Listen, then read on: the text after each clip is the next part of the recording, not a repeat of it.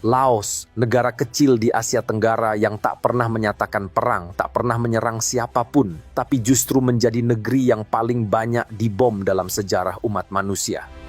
Selama 9 tahun, langit Laos berubah menjadi neraka. Setiap 8 menit tanpa henti, pesawat-pesawat Amerika melintas dan menjatuhkan bom, siang dan malam, tanpa peringatan, tanpa ampun. Lebih dari 2 juta ton bahan peledak memporak-porandakan negeri itu, melampaui total jumlah bom yang digunakan di seluruh Perang Dunia Kedua, jika semua digabungkan dan ditumpahkan ke negara kecil itu.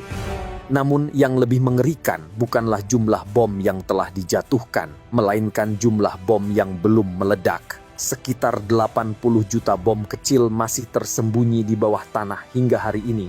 Tak bersuara, tak terlihat, namun siap meledak kapan saja. Hari ini perang mungkin telah dinyatakan usai, namun di sawah-sawah Laos yang seharusnya menjadi ladang kehidupan, justru kematian masih mengintai. Setiap tahun ratusan nyawa melayang, tangan dan kaki hancur, bukan oleh gema perang, melainkan oleh sisa-sisa bom yang terkubur dalam tanah mereka sendiri. Amerika tidak pernah meminta maaf, bahkan nyaris tidak mengakuinya. Seolah-olah genosida ini tidak pernah terjadi. Pada awalnya, Laos bukanlah target perang. Negara kecil ini tak punya ambisi ekspansi, tak pernah mengancam Amerika Serikat, bahkan secara resmi menyatakan diri netral melalui Perjanjian Jenewa tahun 1954. Namun, Amerika Serikat memiliki agenda tersendiri.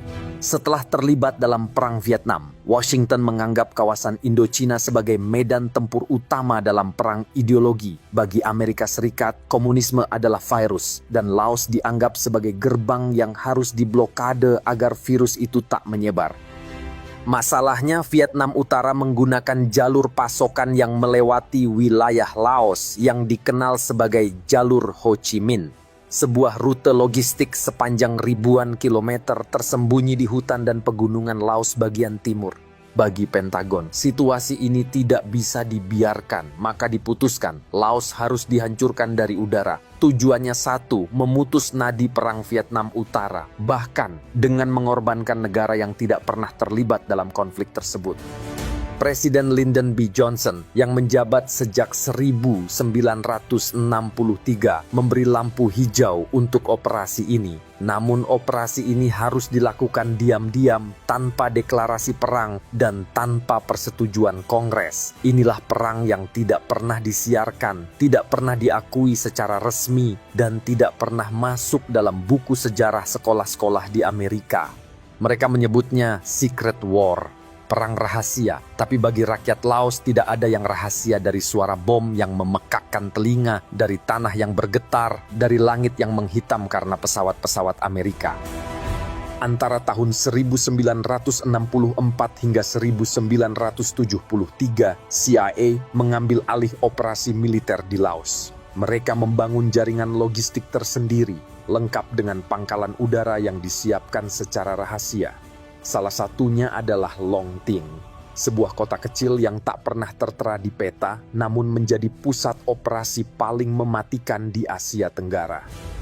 CIA merekrut ribuan pejuang dari etnis Hmong. Mereka dipersenjatai, dilatih, dan dijadikan pasukan proksi untuk melayani kepentingan Washington. Di balik layar, sosok kunci yang mengendalikan pembantaian ini adalah William H. Sullivan, Duta Besar Amerika Serikat untuk Laos. Namun, ia bukan diplomat biasa. Ia adalah arsitek pemboman, seorang perancang strategi yang mengubah Laos menjadi laboratorium eksperimen militer Amerika. Tidak ada deklarasi perang, tidak ada debat publik. Rakyat Amerika bahkan tidak tahu bahwa pemerintah mereka sedang menjatuhkan bom setiap hari ke sebuah negara kecil yang mayoritas penduduknya adalah petani miskin. Inilah bentuk imperialisme paling dingin. Sebuah perang yang dijalankan tanpa wajah, tanpa suara, tanpa tanggung jawab. Semuanya dilakukan atas nama melindungi demokrasi dengan menghancurkan negara yang bahkan tidak pernah menyerang balik. Tidak ada medan perang, tidak ada pertempuran terbuka. Namun Amerika Serikat menghujani Laos dengan bom, seolah negeri itu adalah markas besar musuh bebuyutan. Antara tahun 1964 hingga 19